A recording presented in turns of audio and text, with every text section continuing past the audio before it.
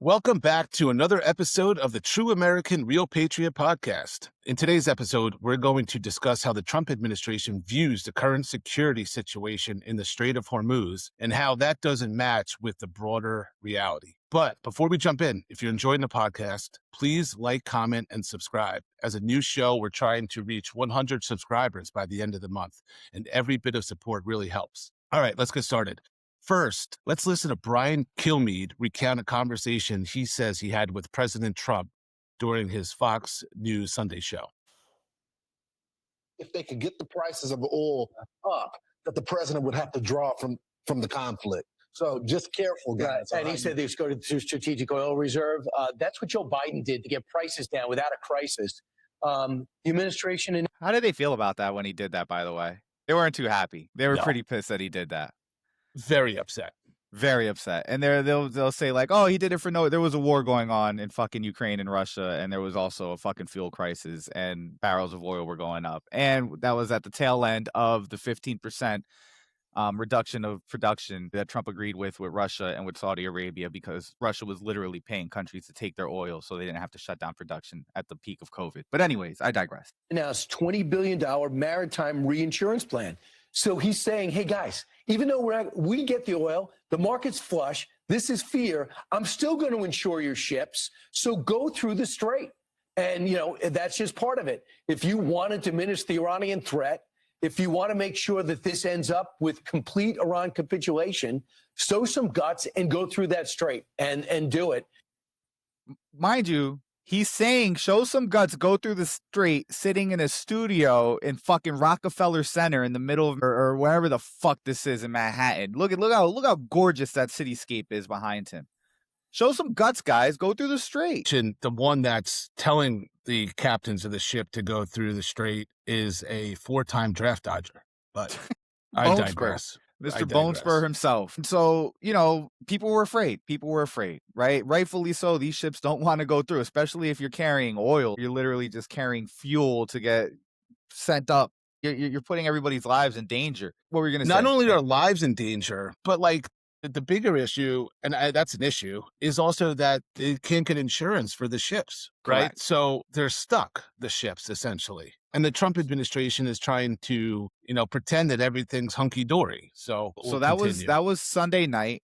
And then Monday, Carolyn Levitt has a press conference. Oil prices were, again, a little too high. At one point, we were at 115. Then it came back down. Then it started to go back up, started creep towards 90. And right towards the end of trading, Energy Secretary Chris Wright posted that a U.S. ship made it through the Strait of Hormuz, sending oil prices plunging. And then he deleted it. And so Carolyn Levitt had to go ahead and explain this one. So let's see how she masterfully explained this one. This woman doesn't have a soul. Yes, I was made aware of this post. I haven't had a chance to talk to the Energy Secretary about it directly.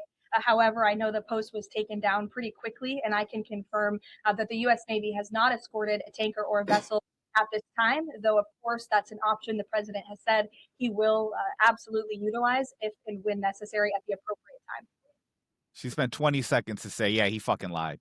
Yeah, no harm, no foul. I mean, probably billions of dollars were transferred based on that tweet, but no harm, no foul. Come on, guys. Mistakes happen. What's the problem? People made money. People lost money. It doesn't matter. And life Crime's goes on legal now. Yeah. Did you hear what Biden did?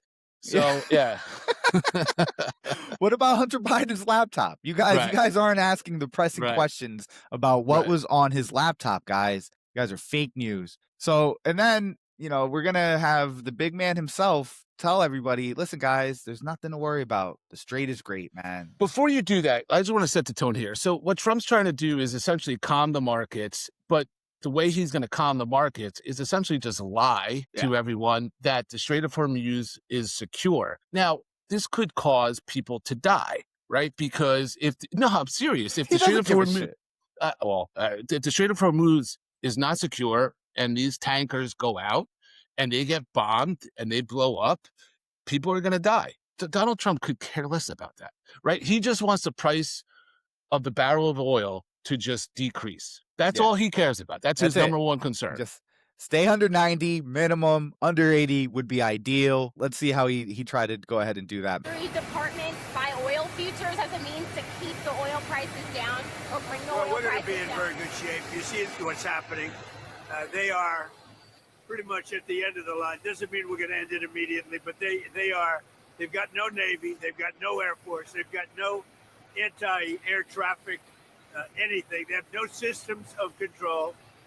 We're just riding free range over that country. And now we're going to look very strongly at the Straits. The Straits are in great shape.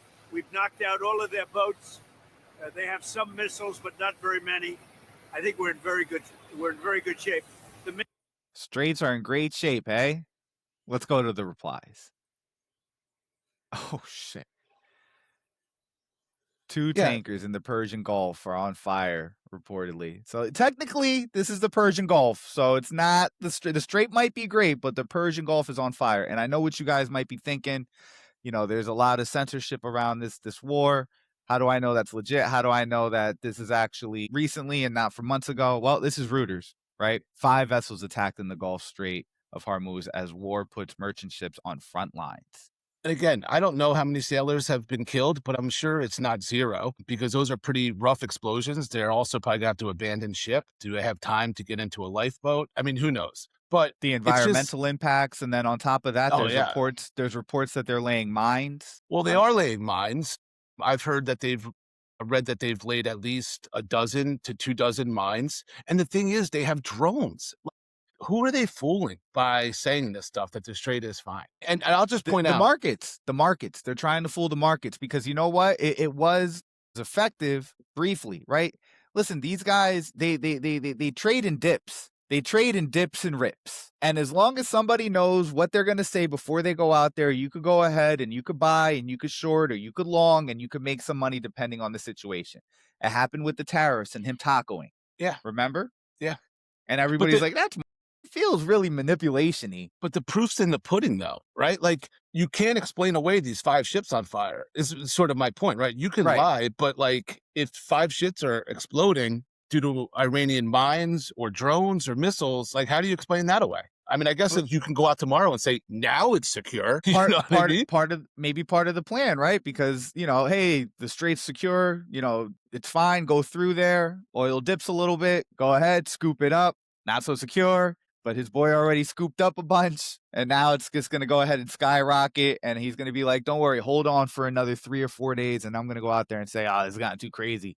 We're going to send in the Navy guys, and that's when you sell. So here's the problem I read about, like, and you can pull up a map if you want of the Strait of Hormuz while I'm talking, but, like, if we were going to use the Navy to escort these tankers through the Strait, it gets really narrow at parts of the Strait of Hormuz. And so there's no way to maneuver through that area. And so if you have Navy ships that are under attack, they have no way to do countermeasures, counter moves, right? So they're essentially sitting ducks for missiles. There you go. Like, look how narrow that is. So you're going to have Navy vessels trying to escort tankers through that. That seems really dangerous to our American sailors. Right. And, what do you know? There's a little island over here. I believe that's Karg Island, right? So, you know, I'm sure they might have something over here. You know, they might have something over here, something over here. I'm telling you, and then listen, once you get past this, you're still not in the clear, bud. No, this exactly. is all Iran. And it could be all mined, or like, again, they have drones. See, to me, the most likely answer to fight this is going to be boots on the ground. Who knows, though? Who knows? We might just pull out again. There's no objectives. We might say that their capacity to have a nuclear weapon is done. We're not into nation building. Maybe Trump's going to finally get on board with that one with Pete Hegseth on there. And we might just completely withdraw and tell Israel you're on your own. I don't know. I wanted to ask you this because I heard this too, and I thought it was a really good point. So we've been saying this on this podcast. Trump can say the war's over, but he's not the only one that gets a vote, right? Correct. Iran has a vote. Right. So if the Trump's red line for Iran was like no ballistic missiles, no weapons of war, etc., and Iran knows this. So Trump says, we're done, we're finished with the war, and Iran stops and they start production on military equipment again, which they're going to have to do. And then Trump bombs them again, right? So they almost have to make it painful for the U.S. this time to avoid future bombings. Like, hey, you bombed us that one time. You remember what happened? do you remember the economic pain that we caused you to try to deter future bombings? That Right. makes sense. Yeah, I don't know when they stop, and especially with, Israel right there in the region, wagging the dog. Israel is the tail that's wagging the dog that is America. And I think at this point, I don't think they're gonna stop. We could pull out. They're not gonna stop to what you're saying. They're not gonna stop, causing economic pain and just throughout the Gulf, all the regions that, supported a US base, they're gonna have and their demands are gonna be like no bases in the region. Period. I don't care if it's fucking in Riyadh. I don't care if it's in Yemen. I don't care if it's in Azerbaijan. In the region, period. If it's within 1,000 miles from Tehran, they're not going to want to base there. I could guarantee you they're going to have that red line. Great point. And the last thing I want to talk about, because you're going to like this one too, because we talked about this. So MAGA, because they're such deep thinkers, they're like, Trump is playing 5D chess with Iran because his goal is not Iran, it's China, right? Because China gets a lot of their oil from Iran. And so he's going to capture the oil, and he's going to starve China from their oil needs. Well, here's the thing. Iran is still shipping all the oil to China. They're moving more oil through the Strait of Hormuz than they ever have in its history. And it's all going to China. Economically, the major winners when it comes to oil is going to be Russia and Iran. And China. Well, China doesn't make oil, but China's sitting back just fucking getting goodwill across the rest of the world because they're like, you see how we're just sitting back and just letting it play out and just, minding our own business and trying to make sure that we're still able to keep our people all right, but we're not sending it. Yeah. Not only that, so I meant that they're still getting their oil, but not only that, so this is not oil, but China gets to see how our military can fare, right? Like they're getting some intel on how our military is doing. They also, we've had to move our weaponry from Asia, like that was supporting South Korea to the Middle East. So now like weapon systems are no longer in Asia to protect South Korea. Kyle Kalinske brings up the point all the time. He was like, is this guy a Manchurian candidate? Because if he was, it would make a lot more sense. Is he in there specifically trying to cripple us? Because everything that he's doing is working. Jobs are down. Gas is up. Fucking our debt's going up. Billionaires are running buckshot. Data centers are going up wherever the fuck they feel like. Groundwater is getting depleted. Energy prices for the house are going up. Everything is going up. And we're also and just this episode is going to be mad long, but whatever. Did you hear that the reason why it's called Epic Fury is because if you put in Trump and then you type in EP, Epstein would pop up. So now you put Trump, EP, Epic Fury pops up. SEO dude tweeted that because we haven't talked about Epstein on this show for a week and a half now. True. And we're not the only ones that haven't really, like, everybody that's brought up Epstein has brought up maybe just like in passing, but like that's not the focus of the show. I mean, this guy's good, man. This guy's fucking good, dude. I mean, yeah, I guess like if you're willing to risk lives to cover up, your involvement in the Epstein files, sure. None more cynical than Donald J, bro. None more cynical. No, that's true. That's true. Yeah.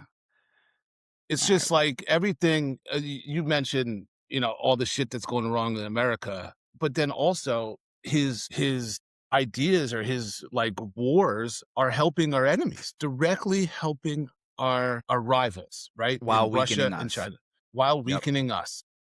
Yep. I mean, right, food for thought. We went a little over on this one, but hopefully you guys enjoyed it. Don't forget to like, subscribe, share, hit the bell icon to get notified when we drop a new episode, and we'll talk to you guys soon. Peace.